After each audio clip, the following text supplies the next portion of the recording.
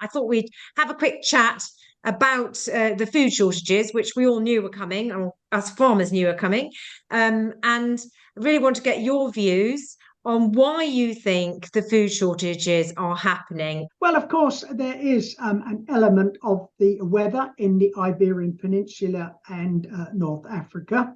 But rather interestingly, there are not similar shortages in Europe. And we've known since day one, really, with Brexit, that it was going to involve disruptions to supply chains.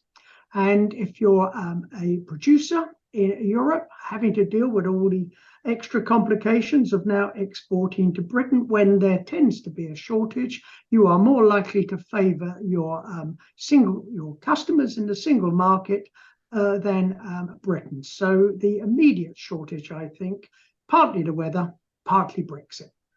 I agree with that entirely, and it's a financial thing and food policy issue as far as this country is concerned. We have no food policy, and it's left to the vagaries of the market. The supermarkets over the last 40 years, because I can remember when I started my wholesale business over 45 years ago, when the retail industry, as far as small corner shops, village shops and everything else, was a massive part of the business. Then the supermarkets have been allowed and promoted by the successive governments to take over, and they control the whole roost, and they've got so confident in their ability to dictate price and supplies and everything else. They've been bullying the market and slowly but surely putting farmers out of business, and I think that becomes more succinct now where we're out of the EU. Farmers out of business and finishing our village shops, town centres, and everything else, and they've been quite instrumental. That's the word, instrumental in doing this. And they do these promotions where they can sell their lost leaders, like they do at Christmas with their sprouts and parsnips and cauliflowers all at 29 pence each. That's below the cost of production. Now, on the continent, they're not allowed to do this. They have to buy on the same basis as everyone else in the trade. So it's a level playing field, and the Continentals protect their smaller businesses as well as the supermarkets. They allow the supermarkets to grow, but they have to do it on the same basis as the rest of the trade. Over here, the supermarkets deal direct with the producers, and these guys queue up and then get totally entrenched in having to supply them, because once you start supplying them, you have to carry on supplying them. And they're very clever at their job, the way they work, in making sure they know what it costs to produce this stuff, but they make sure any money you're making, they're not. So they make sure they make the money out of it. But what's happening now with the food supplies, because we rely so much on coming in from Spain and Italy, Southern Europe and Northern Africa this time of year, they have their packers. They're currently in a price war for market share. They're stopping their packers and things from paying a realistic price for these products. And therefore, British growers, producers, egg producers, pork producers are going out of business, and the foreigners now don't have to serve us because they can make more money on the continent. And we have now put a barrier between us and them. So when the market supply tightens, they would sooner feed the home market, because there's a lot less work costs involved in doing so. So the Europeans will always get first bite of the cherry. We'll get what's left, if there's anything left. As far as I'm concerned, with the independent trade, we've had no problems with supplies, because we're prepared to pay a realistic price, the market price for these things, because the market is always right. And the market price, if it's supply and demand, complete supply and demand, if the supplies go shorter and the demand is there, the price goes up and up and up until it levels off at a point where the demand tails off, so it reaches an equilibrium. But in doing that, the produce will always find the market. So if a market price is very high here, produce comes from Spain to get in because it's worth their while doing so. We've had no problems with our suppliers. We buy quite a lot of produce from Spain. We had 5-6 pallets come in this morning for a producer in Spain who we've got a good relationship with, and we've had no issues with supply, and they've always supplied us. But we've had to pay good money to get that produce. So all of our independent shops have been fully supplied with everything. Do you agree, Sean, that the food shortages will be done and dusted in a month, or do you think that we're going to see this in other sectors? And if so, which sectors do you predict will be next? I'm pretty sure that the current situation will ease quite quickly, partly because, as David said, people will have to raise their prices to attract more, and indeed the weather will start to improve. But our real problem here, and this is why I think going forward matters aren't going to improve greatly, is that the British government's Brexit policy was to import more food. We see the problems with that policy at the moment, but that was their idea. They wanted to do trade deals with countries like Australia, New Zealand, America. When Jacob Rees-Mogg told us that food was going to get cheaper, that's what he meant. We're going to import more food.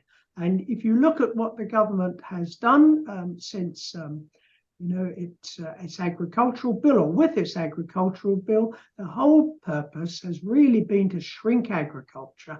They're quite happy to encourage farmers to grow trees, even to leave farming or whatever. What we do not have is a food production strategy. And incidentally, had we had one, the government might have been prepared to help greenhouses with their high energy costs. They helped other industries, but not the food industry.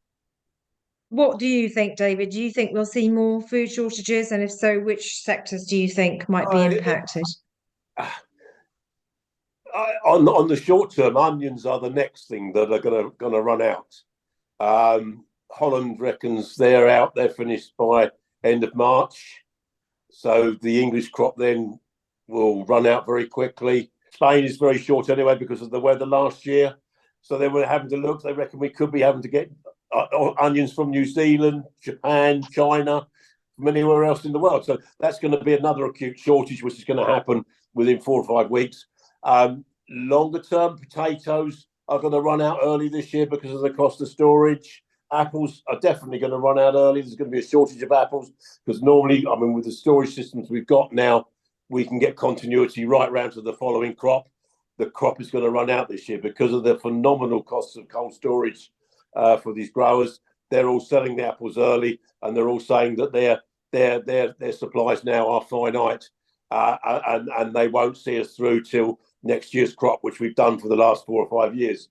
Apple growers are grubbing apples now because they don't see a future in it. No labour. Growing costs are phenomenal, so they're pulling apples out and planting vineyards. Friends of mine are big soft fruit growers. They actually make more money out of hiring the caravans out to some of the workers that they do get from Indonesia now and all around the rest of the world than they do out of growing the fruit. And I can't see how farming can carry on. As you say, it is government policy that they put us out of business. But it's not good for the country. That's not a good place for the country to be because you can be held to ransom, as we found out with fuel and energy costs by the Russians and one thing or another. Yes, it's worrying. So look, we're coming to the end of this parliament with the Conservatives. The Labour Party are ahead by 20 points in the poll, and it's looking like we're moving to a Labour government. So moving forward, Sean, what can be done to ensure that we've got a better food system? What can the government do now, and what can governments do in the future to shore up our food security and our food supply? Well, I'll repeat again, what we need is a food production strategy. The one thing you can say about Keir Starmer, and perhaps even Jeremy Hunt hinted at it the other day, is this government has always been against industrial strategies. They are now forced, along with the rest of the world, America and Europe are way ahead of us on this, in adopting industrial strategies for the new so-called fourth industrial revolution. The fear is we're lagging behind. Same applies to agriculture, actually. I think agriculture is at the heart of this so-called fourth industrial revolution. It's called Agriculture 4. Agriculture deserves the same sort of attention that governments have been giving to the car industry, electric cars, information technology, smart systems, robots. Agriculture is at the heart of that. And I think we stand more chance with the incoming Labour government of putting some money and muscle behind a food production strategy than we do under the present government, who really are making it up as they go along, and of course have this terrible handicap on them that they can never admit to their colossal error over Brexit. It's true. And David, I mean, everybody always assumes that farmers all vote Conservative, but we've seen recent polls in Farmers Weekly show that actually the farming vote is moving. But do you think that there's any hope of farmers actually seeing that our interests are best placed in the, not voting Conservative, and ensuring political change so that we protect our food system? Well, I think so, because the more progressive guys that I know down here who are sort of quite big operations now, they think more along the lines that I do, and just can't see where this Conservative government has any empathy or sympathy or even planning towards protecting agriculture and horticulture in this country. And the older ones who are traditional die-in-the-wood Conservatives are, to be frankly, dying off. They're dying out, and the businesses are either folding or they've been taken over by younger, more upwardly mobile thinking guys. So I think they're definitely open to a lot more persuasion now.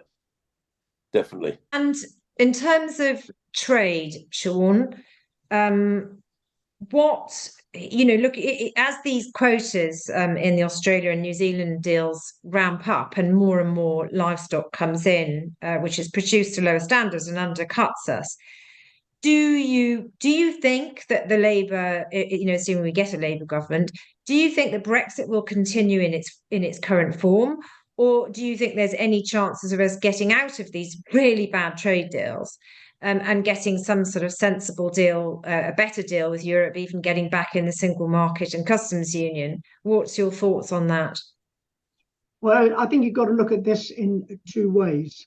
As long as we're outside Europe or outside the single market, you won't get out of these trade deals. And the trouble with these trade deals is that they are going to build over time. Of course, they're not going to have any effect or very little effect in the short run.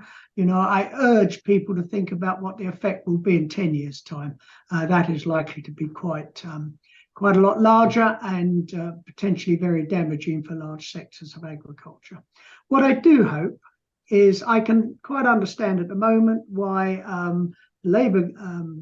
Labour Party in opposition pretend that we've moved on and Brexit's behind us and we're not going to revisit it. So they use these weasel words such as we must adopt a closer relationship to Europe going forward. Well, I don't know what they mean by that, but ultimately a closer relationship means moving back towards some sort of single market relationship. And the moment you start to admit that, you're as good as saying, well, we might as well join again. We saw this meeting the other day amongst some government ministers and leaders of the opposition talking about a closer relationship with Europe. No one spells it out. The truth of the matter is you're not going to get much difference with Europe, really, unless we are prepared to accept the single market. My big hope there is that 2 or 3 years down the line, we will begin to see that Northern Ireland is doing a lot better than the rest of the mainland GB. And people will then have to admit, well, it might have something to do with the single market, which they still have access to. So, I'm sort of only half hopeful, really, because I think that we need people to admit that they made a big mistake, and it's very difficult for people to do that before we can really move on. So really, in a nutshell, you're agreeing with what I've been saying, that the only way we're going to shore up and protect our food system is by getting back in the single market and customs union as quickly as possible. I believe that. And in fact, I go further than that. I'd say the only way we're going to restore our living standards and stop hobbling ourselves in terms of economic growth to get back into Europe. We must be mad. We've flattened ourselves and now wonder why we're lagging behind everyone else in the world. Yeah, I mean, I liken it to this. I said Brexit is like deciding to have a chip pan fire, and opposition saying that they're going to go and fix the plumbing or change the wallpaper is really not going to do anything when the chip pan fire is getting out of control and burning the whole house down. We've got to put the chip pan fire out, and you only do that by getting back in the single market and customs union. And what would you say, David? Would you agree with that analogy? I'm totally. From my point of view, from what I can see, the only way this country is ever going to get back to any sensible sort of growth is by firstly joining the single market, puts 5% on our GDP straight away, so we will have the fastest growth in the modern world. And sitting outside of it, as I was listening to quite a few things on the radio this morning about Northern Ireland, how in Belfast and one thing or another they're getting young guys, American banks coming in, setting up, doing bits and pieces because they can get the best of both worlds by sitting. And Belfast is going to be a big financial hub for Ireland and the UK because it can do business. It gets into both markets, which is what they're looking for. We're getting such a lack of investment into this country now because there's no point. We're of no advantage to anybody. I'd say we've got 70 million consumers in this country, but that's not 500 million consumers that the EU's got and the single market has. That's the marketplace. We're just peripheral to that. Yeah, I mean, ultimately, it is a big lesson for the country, isn't it? We always needed Europe more than they need us, and we've had to go. It was always going to be the case. It was always going to be the case. I could not at the time that Brexit was going on, couldn't understand these people. What are you talking about? You're putting a barrier between you and your biggest single market. 33% of all businesses that used to export to the EU from here no longer do so. That's HMRC figures, and they're not politically orientated too much. But that's a massive amount of companies, family businesses that no longer can serve Europe. That, to me, is you're cutting your own wrists doing it, and the only way to remedy that, because Margaret Thatcher knew, she joined into the single market. That was one of her big things that she did do because she could see the economic benefits of doing so. Being outside of that single market was going to always hold us back, so we had to join. And the sooner the country wakes up to the fact that that is what we've got to do, the better. Yeah. So, in essence, we all agree the food situation is going to wake up the country more and more to the fact that we need to get back to Europe, and it really is being big enough to actually say that. And we, at the moment, there's no political leadership being offered to sort of offer that option. But the polls are moving and opinion is moving. But it's just got to be, we just have to keep repeating it loud and clear because we're running out of time in the agricultural industry, which means we're running out of food. And that's a scary thought. But is there any advice that you can give to our farmers moving forward, Sean, as the ex-chief economist of the NFU? Would you tell them to plough on or to get out of the industry? I'm afraid the poor old NFU got taken for a ride by the government. I think they've woken up rather late to realising they were seriously deceived. They believed the false promises of Boris Johnson and Brexiteers that they would be protected. And of course, they're not. And it was never planned that they would be protected. I think the only advice I can give to anyone who cares about British food production, indeed the British economy in general and living standards, is to keep saying, we've made a mistake. We really need to revisit this issue because one day politicians are going to have to, as you say, Liz, public opinion is moving, and it will come the point where politicians or some politicians are going to have to respond to it. And by that time, I hope those who argues so strongly and so deceitfully for the benefits of Brexit will be banished. Or, as I like to put it, it's about time we heard a little less from these turnip heads. Turnips. That's an Being insult word to a of the turnip, day. Sean. I think Rishi Sunak is hoping that the Australian, New Zealand farmers will vote for him because they're the only ones that have done well out of this deal, not the British farmers, that's for certain. Say before you leave, of course, that British agriculture is facing a very difficult year. You know, energy costs may be coming down a bit, but they still face very high energy, fertilizer, and generally inflation prices. And meanwhile, their world markets for commodities are coming down. So we're certainly not out of the woods, and British farmers are facing a tough year. Yeah, very. Yep, I can confirm that that's the reality we have at this farm. Very, very, absolutely going to be a very tough year. It is going to be a very tough year for a lot of people. But that's why they're cutting back. They know that they can't take the risks any longer.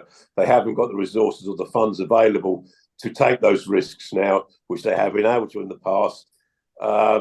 So it just focuses things a lot more, and any climatic changes that we get, because they're another certainty they're going to happen more and more often. So somewhere around the globe, there's going to be a weather event that's going to cause major issues, and depending on where that weather event is, depending on what part of the food chain it's going to damage. And also, David, we don't know what Vladimir Putin and Xi Jinping are going to do. Reason why we should have more food security. Exactly. We just don't. We what we've done is we've put ourselves back into the weak position that we were in before World War One and World War Two. You know, with a shrinking domestic food production, and then real problems with food supply coming in, and it is the most ridiculous and dangerous thing to do. But hopefully there will be a political change, and we just have to keep up the pressure and making sure that people make the connections and demand change, because we do know these MPs respond to their inboxes being full. And so the more emails that people send in, the better. As we approach the next election, they're going to be even more sensitive to what the people are saying.